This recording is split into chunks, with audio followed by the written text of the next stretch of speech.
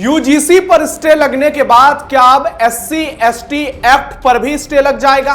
क्या अब SC ST act खत्म हो जाएगा? यह सवाल सोशल मीडिया पर जमकर ट्रेंड कर रहे हैं, क्योंकि पीसीएस ऑफिसर अलंकार अग्निहोत्री ने एससी एसटी एक्ट को लेकर केंद्र सरकार के खिलाफ मोर्चा खोल दिया है।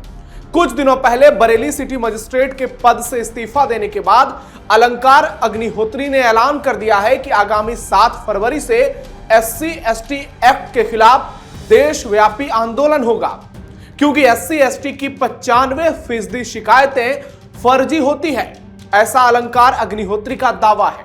ऐसे में सबसे बड़ा सवाल यही है, क्या एससी एसटी एक्ट वाकई में खत्म हो जाएगा? क्या वाकई में इस एक्ट का इतना दुरुपयोग हो रहा है? और क्या इसे खत्म किया जा सकता है? क्या यह खत्म हो सकता है? इसका सियासी इंपैक्ट क्या होगा? ऐसे एक नहीं हजारों सवाल हैं, जिसका जवाब तलाशने की कोशिश आज हम करेंगे। नमस्कार, थर्ड आई में आपका स्वागत है। मैं हूं नवेंदु शेखर झा और आज के इस वीडियो में बात करेंगे एससी एसटी एक्ट को लेकर, अलंकार अग्निहोत्री और इसके पीछे की असली राजनीति को लेकर। वीडियो बहुत शानदार होगी, लास्ट तक जरूर देखिएगा।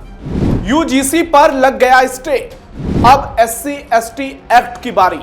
अलंकार अग्निहोत्री की धमकी, यह विपक्ष की सबसे बड़ी चाल। अलंकार अग्निहोत्री ने साफ साफ कहा है कि यदि सरकार ने तय तारीख के हिसाब से संसद में विशेष सत्र बुलाकर एससी एसटी एक्ट को खत्म नहीं किया तो आंदोलन देशव्यापी होगा। आंदोलन से पहले सरकार को 7 दिनों का वक्त दिया जाएगा। उन्होंने कहा कि देश भर के छोटे बड़े मिलाकर करीब 1.5 से 2,000 संगठन उनके संपर्क में हैं, और अगर ऐसा नहीं हुआ तो 7 दिन बाद देश के ब्राह्मण और सवर्ण संगठन दिल्ली की तरफ कूच करेंगे। वो कानपुर से उन्होंने ये बड़ा बयान दिया है।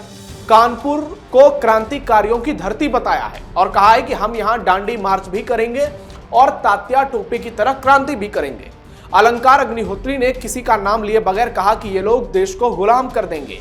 देश का बजट 15 से 20 लाख करोड़ होता तो ये 20% कमीशन लेकर भाग जाते।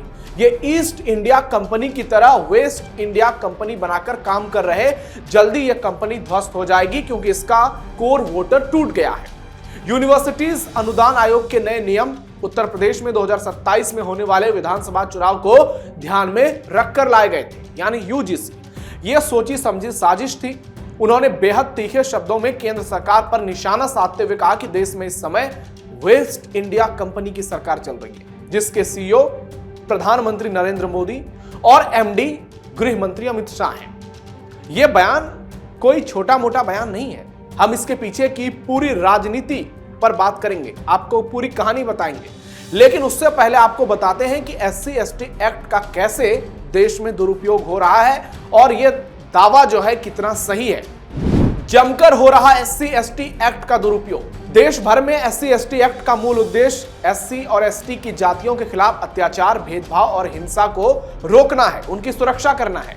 लेकिन समय समय पर इसके दुरुपयोग को लेकर भयंकर बहस होती है। कोर्ट ने भी माना है कि कानून के सख्त प्रावधान जैसे बिना जांच के एफआईआर, गिरफ्तारी के चलते मामूली या गलत शिकायतों पर भी कार्रवाई हो जाती है, जिससे शिकायतकर्ता और आरोपी दोनों न सिर्फ परेशान होते हैं बल्कि पूरा परिवार ही खत्म हो जाता है। एक उदाहरण आपके सामने देते हैं। इलाहाबाद हाईकोर्ट ने ऐसे दुरुपयोग पर जुर्माना भी लगाया है।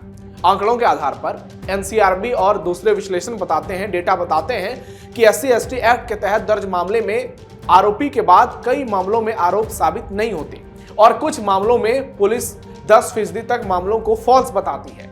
हालांकि ये आंकड़े अलग अलग प्रदेशों के हैं और हर साल बदलते हैं। इसी तरह पुराने आंकड़ों के मुताबिक कुछ राज्यों जैसे राजस्थान में पुलिस ने आधे से अधिक जांचों को फर्जी बताया, जबकि अन्य प्रदेशों में ये मामला और भी ज्यादा है। बिहार में 99% एससी एसटी एक्ट फर्जी होती है। उत्तर प्रदेश का भी यही हाल है। फर्जी या गलत मामलों का आरोप अक्सर यह है कि सामान्य और ओबीसी जातियों के गरीब परिवार खतरनाक जुर्माना, गिरफ्तारी और सामाजिक कलंक का सामना करते हैं, क्योंकि आरोप लगने पर पुलिस फौरन कार्रवाई करती है और गिरफ्तारी तुरंत हो जाती है। उन्हें कोई मौका नहीं मिलता खुद को निर्दोष साबित करने का, भले ही बाद में मामला कमजोर हो जाए, लेकिन तब तक वो जेल पहुंच चुके होते हैं, परिवार बिखर चुका होता है, सारी कमाई खत्म हो जाती है। जहां तक बिहार का सवाल है, कई आंकड़े से पता चलता है कि बिहार में सबसे ज्यादा फर्जीवाड़ा होता है। और बिहार में SC/ST एक्ट का दुरुपयोग खूब होता है। बिहार और उत्तर प्रदेश दोनों में कई रिपोर्ट बताते हैं कि फॉल्स और mistake of law, fact of law की कई रिपोर्ट सामने आई, लेकिन ये राष्ट्रीय स्तर की तुलना में बिहार से ज्यादा था। कुल मिलाकर सच यही है कि इस एक्ट का जमकर दुरुपयोग हो रहा है और कई ऐसे उदाहरण सामने आते हैं जिससे इसकी असलियत सामने आ जाती है। कुछ मामलों में कानून के प्रावधानों का गलत इस्तेमाल खुलकर हो रहा है, जिससे आरोपी पक्ष को बहुत दिक्कत होती है। सुप्रीम कोर्ट ने 2018 के सुभाष कश्यप महाजन के फैसले में माना था कि कानून का उद्देश्य पवित्र है, लेकिन कई मामलों में यह व्यक्तिगत रंजिश, जमीनी विवाद, नौकरी प्रमोशन, आपसी टकराव, और यही कारण है कि इस मामले को बढ़ा चढ़ाकर पेश किया जाता है और कई मामलों में इसका इस्तेमाल होता है, जिसके चलते निर्दोष लोगों की फौरन गिरफ्तारी होती है, सामाजिक बदनामी भी होती है और उसके बाद वो कहीं के नहीं रहते।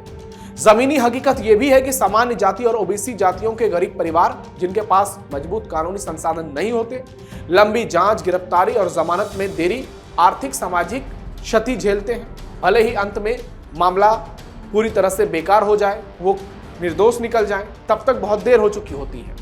प्रदेश के स्तर पर देखें तो बिहार, यूपी, राजस्थान, मध्य प्रदेश, छत्तीसगढ़ जैसे राज्यों में फर्जी SC/ST एक्ट के बहुत अधिक रिकॉर्ड सामने आए हैं और बड़े पैमाने पर यह पता चला है कि इसका जमकर दुरुपयोग हो रहा है।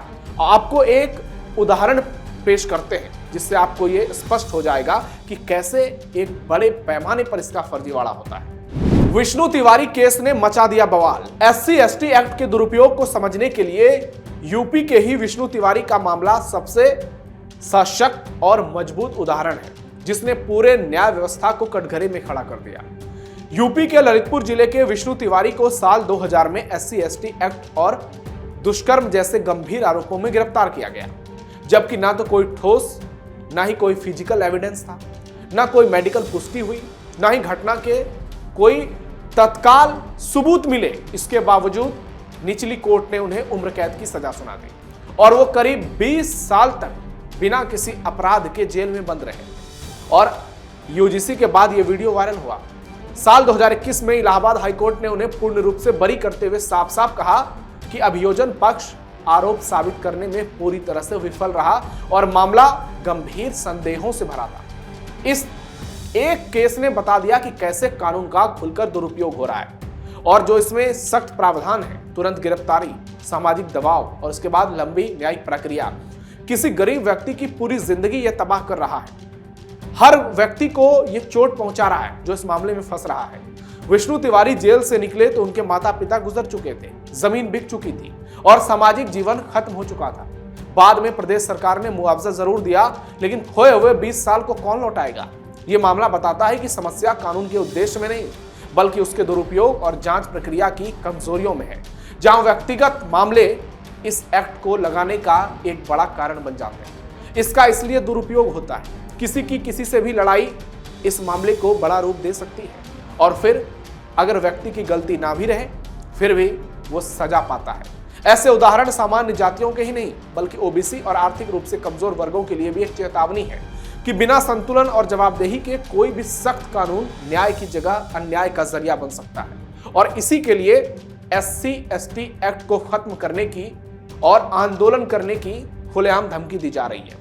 आंदोलनकारी या सपा के एजेंट अलंकार अग्निहोत्री। अब सवाल यह उठता है कि अलंकार अग्निहोत्री अचानक से वायरल क्यों हो गए हैं। PCS अधिकारी पद से इस्तीफा देने के बाद अलंकार अग्निहोत्री जिस आक्रामक भाषा और राजनीतिक नैरेटिव के साथ सामने आए हैं, उसे देखकर यह सवाल स्वाभाविक है, क्या उनका आंदोलन पूरी तरह से सामाजिक न्याय से जुड़ा है या फिर इसका उद्देश्य कुछ और है। इसके पीछे कोई राजनीति छुपी है और आखिर किस राजनीतिक ताकत की बदौलत अलंकार अग्निहोत्री देश के प्रधानमंत्री तक को सीधी चुनौती दे रहे हैं। अलंकार के बयान को समझिए, जिसमें केंद्र सरकार को वेस्ट इंडिया कंपनी कहना, पीएम को उसका CEO और गृह मंत्री को MD बताना, यूपी सरकार पर सीधा हमला करना और यूजीसी नियमों को 2027 के चुनाव से जोड़ना सीधे सीधे विपक्षी दलों खासकर सपा कांग्रेस के स्थापित विमर्श से मेल खाता है। यानी जो आरोप लग रहे हैं उन पर, उस आरोप को खारिज करना भी इतना आसान नहीं है कि वो विपक्ष के एजेंट के तौर पर काम कर रहे हैं। राजनीतिक विश्लेषकों का मानना है कि एससी एसटी एक्ट जैसे संवेदनशील कानून पर आंदोलन खड़ा करना सवर्ण और असंतुष्ट वर्गों को लामबंद करने की रणनीति हो सकती है, जिससे योगी सरकार के सामाजिक संतुलन और उनके वोट बैंक में सेंध लगाने की एक बड़ी चाल चली जाए।